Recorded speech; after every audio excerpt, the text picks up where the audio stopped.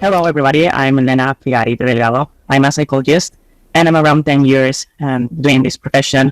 Well, I have a little bit of experience about it. So, the topic of today is toxic relationships. I'd like to do a question for you: are you in a toxic relationship? Uh, I like you to think about this during the presentation. When does a relationship become toxic? It's as I said, when these personal issues don't be resolved, the romantic relationship become toxic. But it's important to know that these kind of things have symptoms.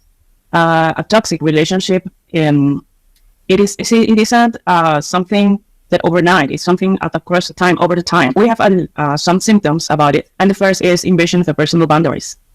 Other symptom about it is jealousy. The other symptom that we have is vices or bad habits.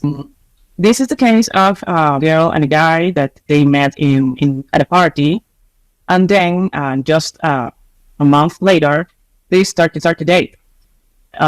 Obviously, they didn't know each other very good, but they started to date well. And at the beginning, everything was okay.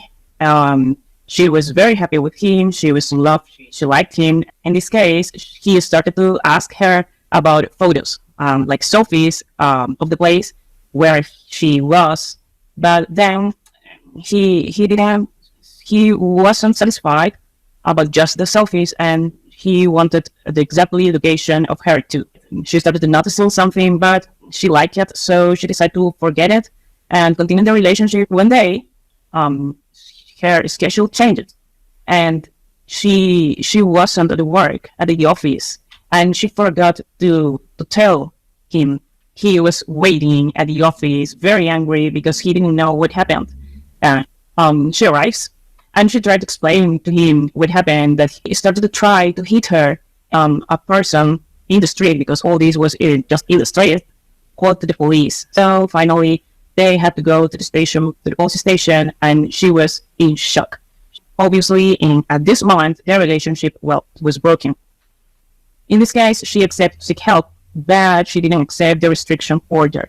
So, in this situation is that I met her. It's very important to know that a toxic relationship never start overnight. It's something that passed over time and have symptoms, but it's the most common thing that people decided to forget the symptoms, or not see the symptoms, or not notice the symptoms, and continue the relationship, and then it could be worse. So my recommendation is always pay attention to the symptoms that we can have in the relationship, not to break up, but to have a therapy about it and resolve the personal issues.